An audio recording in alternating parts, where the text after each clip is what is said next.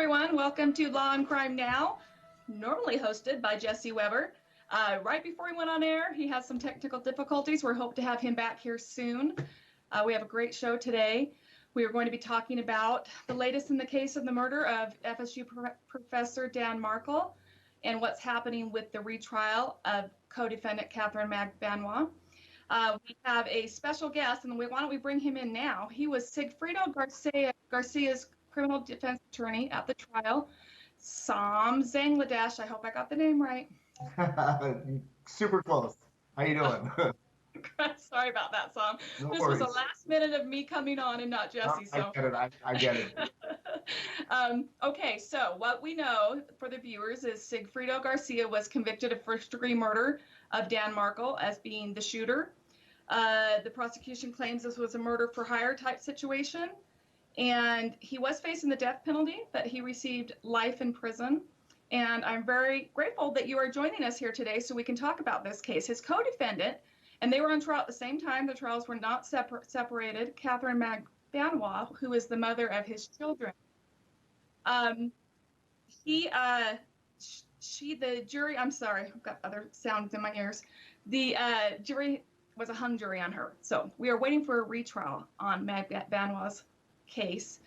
She was charged with the same charges and conspiracy to commit. People believe, the prosecution believes, I believe, that the Adelsons had something to do with it, brought Magbanua in, who brought Garcia in. Now, I understand you're his attorney, and so let's get your take on, give me just a general idea. Obviously, you were defending him, saying that he was not guilty of this, he was found guilty. So give me just a brief synopsis of how you feel all of that went. Sure. So for those that watched the trial, you saw that our legal team, Sigfredo Garcia's legal team, we were sitting right next to Kathy Magbanua and her fantastic legal team.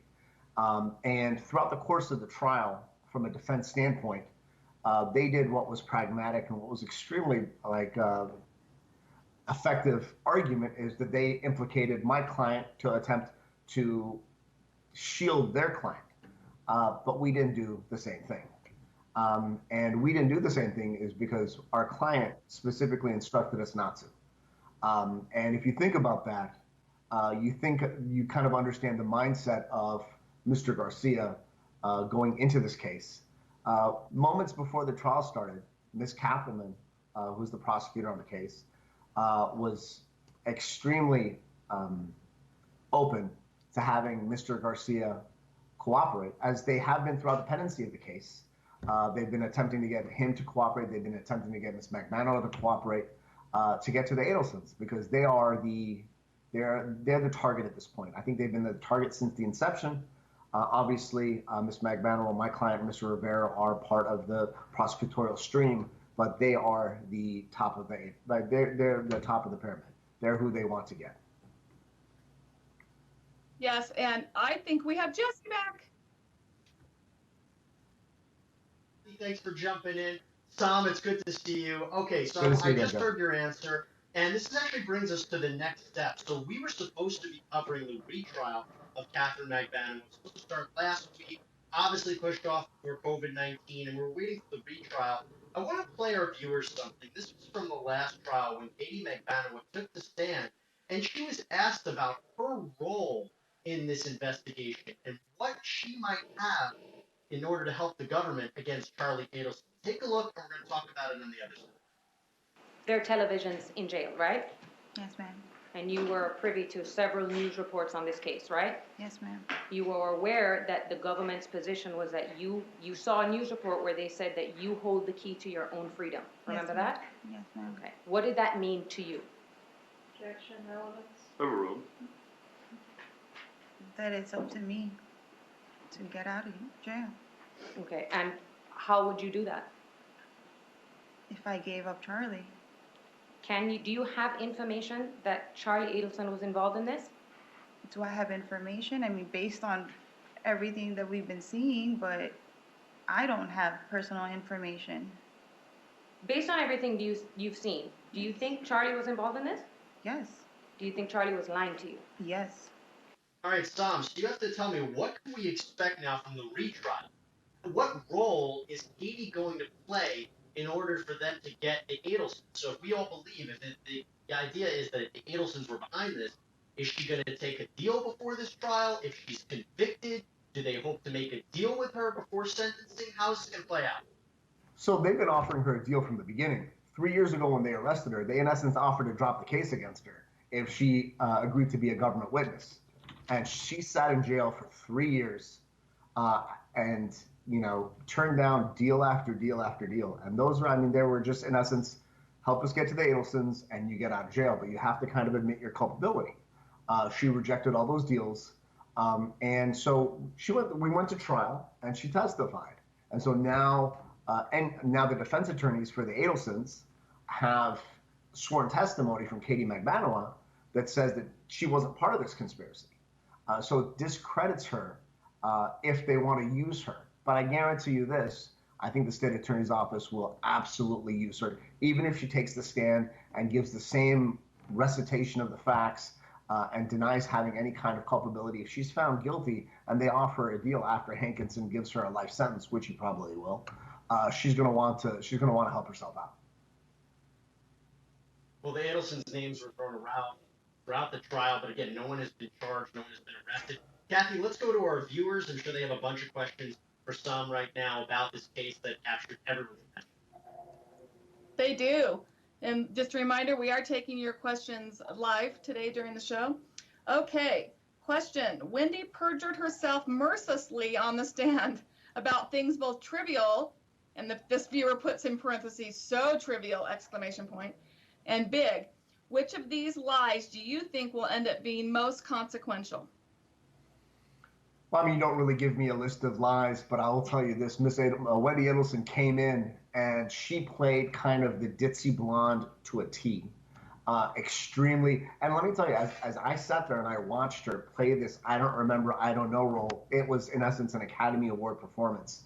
She did an excellent job of deflecting the questions and not really kind of marrying herself to answers. But Ms. Kappelman, didn't follow up. She asked the questions she wanted to ask and got the responses that she was expecting to get. I mean, what do I think the biggest lie was? That she wasn't involved or that she didn't know. Well, that's the thing. We're trying to figure out exactly who in the Adelson family might have known something. Clearly, the conversation was a lot about Charlie. But talking about testimony, I want to go back to your client, Saam. Is there any idea, any preview you can give us of what his role, Sigfredo Garcia's role, going to be in the upcoming Katherine Magbanua trial? Will he testify in any way?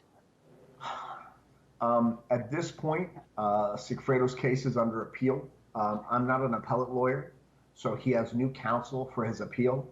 I don't think the government's going to call him as a witness. They've offered him deal after deal after deal, and he rejected all these deals at the inception because it was going to hurt his wife, Ms. Magbanua. So the chances of him doing a complete 180, in essence, to help himself when he's kind of thrown himself on a grenade in this case for Ms. Magbanua, I don't think that he's going to testify on behalf of the government. And I don't think he's a good witness for Ms. Magbanua. So I don't see him having any kind of role other than the government presenting the evidence that they have from a prosecutorial standpoint.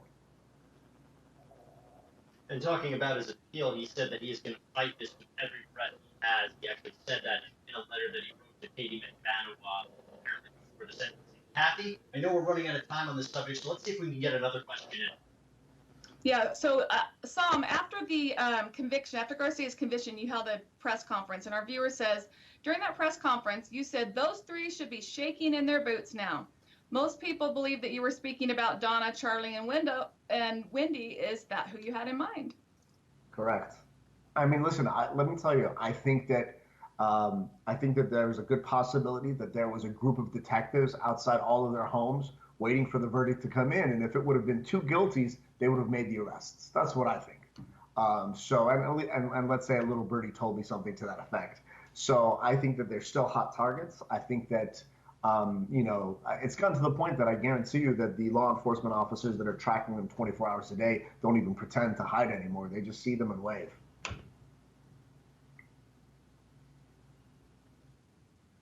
More to break down in this case, and we're also going to have you back on when this retrial happens, because it's really such an eerie and sad case on a lot of different levels. Saam Zangeneh, thanks so much for coming on. We appreciate you taking the time.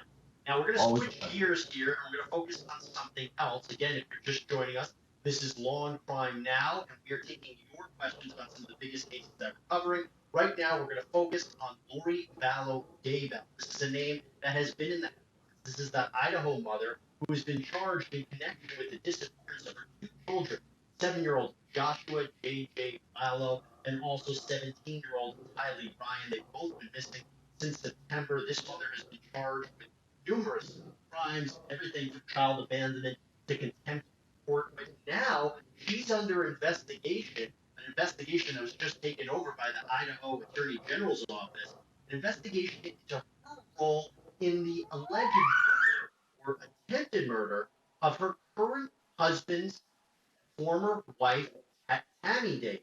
She actually died under what is now being classified suspicious circumstances. And as I said, the Attorney General just took over, but now Lori Vallow's attorney has sought all the information from this investigation, wants to know what was going on, and actually filed a bunch of subpoenas for all these different financial records between Lori and her former husband, Charles Vallow. Now, there's a lot to break down here, a lot to talk about, but I want to start with a moment that we saw in court. There was a bond reduction hearing, and during this hearing, the government tried to explain how this whole case unfolded because it went from one thing, it kind of snowballed into another. So this is the government speaking during a bond reduction hearing. This case didn't start as a criminal case, Your Honor. It started as a report of 2 missing children who are still missing.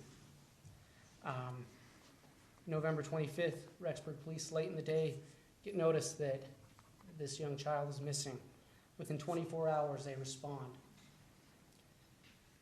When they respond, they're given verifiably false information by the defendant. And so the next day, they obtain warrants and to search the residence for the child. And at that point, the defendant is gone. Now, they say it's a planned move. Maybe they did plan to move to Hawaii. However, they clearly left very quickly as soon as they were contacted by law enforcement. The vast majority of their belongings were still in that apartment. And so the investigation continued. A Child Protection Act was filed, and an order was given for Lori to produce the children, for the defendant to produce the children, which she did not do. I'll address this issue that she informed law enforcement that she would turn herself in.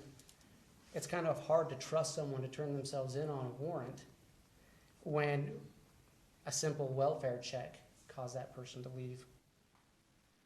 Clearly, this case has gone from one place to another in ways we didn't expect. So we have a great guest with us, joining us once again, all the way from Jacksonville State University, forensic death investigator, Joseph Scott Morgan. Joseph, great to have you on the program. And I want to start with this new investigation, into possibly Tammy Daybell's death.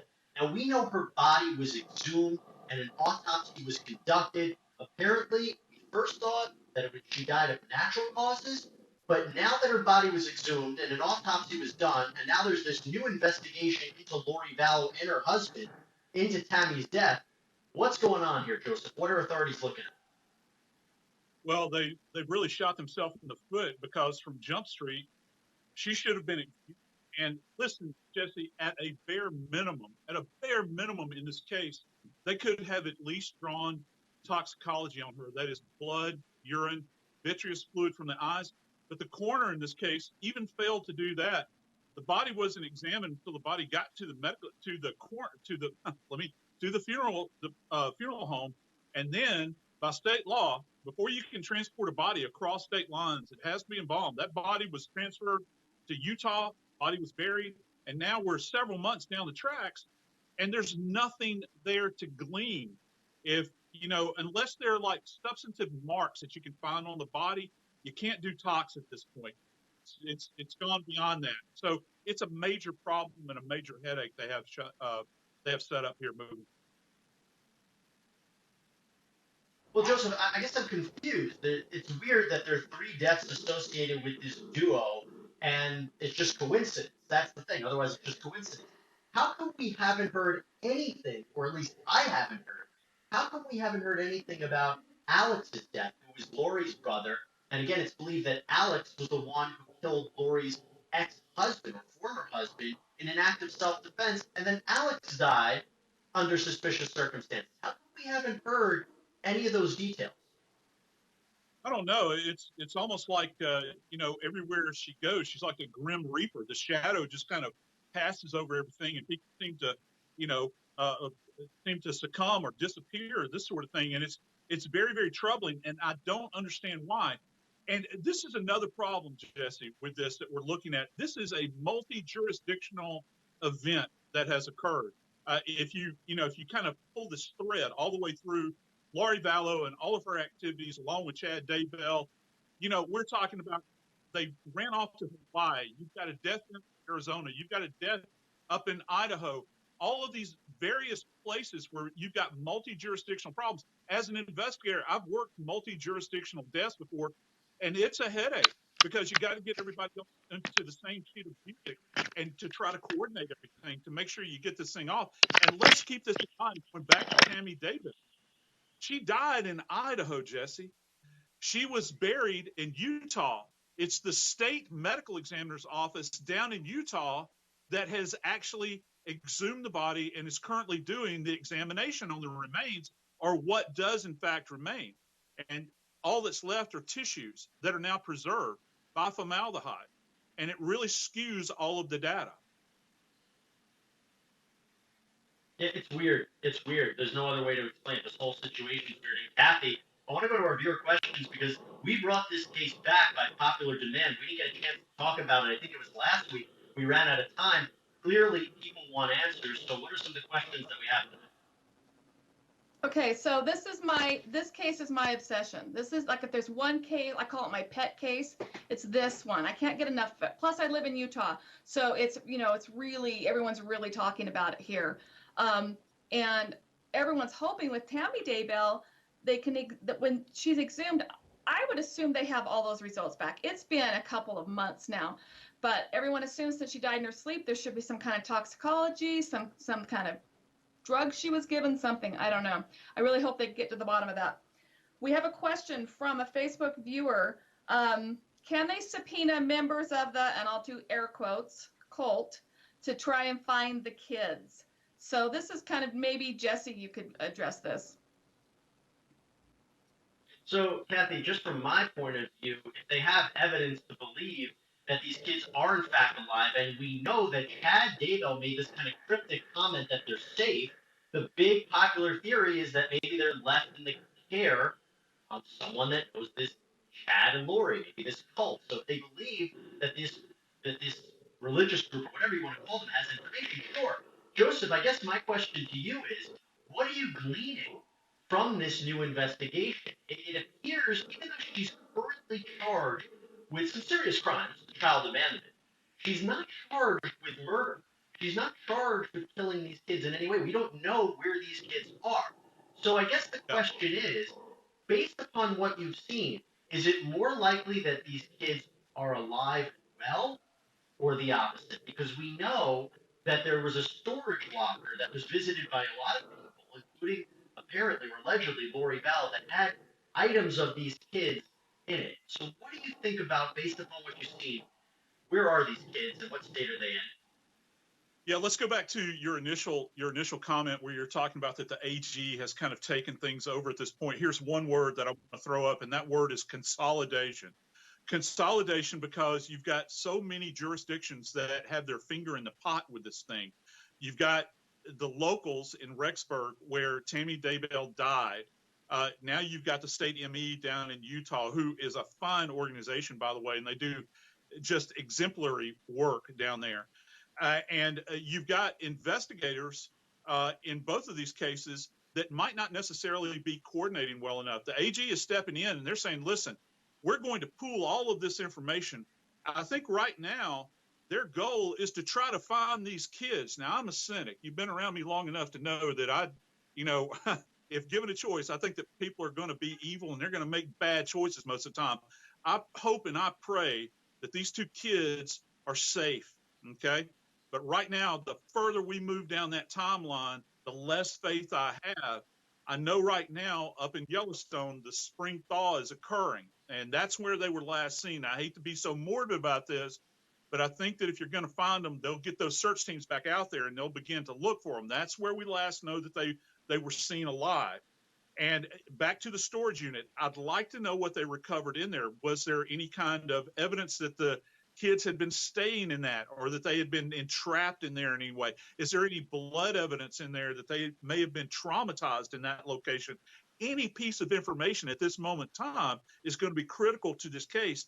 And fair weather warning, they better be very careful as they move forward, because I got to tell you, this pair, Valo and her compatriot there, they are wily as foxes, man.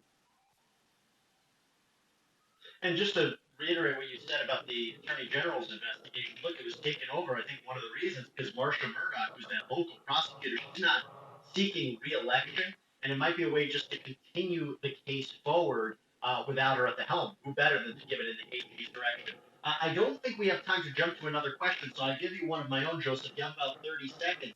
And that's, what would be the connection between these three deaths and the children? Is it all related, if you believe the occult kind of motive here, or is it to try to keep people quiet? Again, we're all just assuming here. 20 seconds, Joseph. People don't start dying, all right, in this short period of time. They're so clustered together.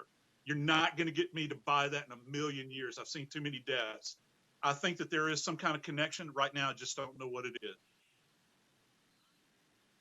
Well, we're going to see which way this investigation goes. Clearly, we get more information every day and week. Joseph Scott Morgan, Kathy Russin, thank you so much. And for everyone out there, thank you for joining us.